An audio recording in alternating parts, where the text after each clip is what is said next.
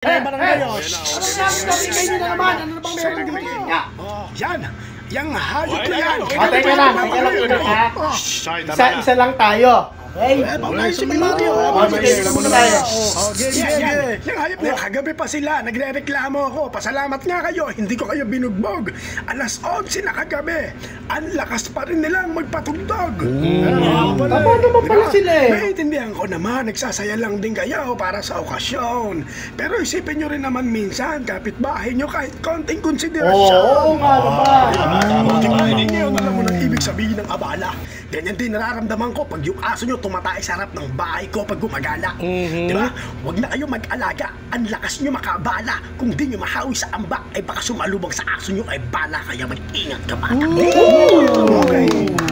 Okay. Nagmumulti ka pang hinayupa ka. Eh hindi naman malakas. Napakahina. Tae pala nire-reklamo mo. Eh bakit yung tae yata dyan sa ulo mo, hindi mo makita? Ayoko sana sabi naman pero alam yan ng mga alam yan ng mga taga dito na yung asawa mong botsyog nilalandi ni Mang Nilo. Real talk!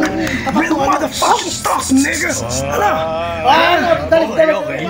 Personalan pala O sige, pag-usapan naman natin yung 4 mong anak. Walang nakatapos ng pag-aaral walang future, palamunin lahat. Mga naging pasagulero, magnanakaw, lasinggero, nangaagaw, snatcher, squatter. Kaya ikaw brother, deserve mo talagang magka-cancer kasi yung pang-matrikula ng mga anak mo, inubos mo sa scatter!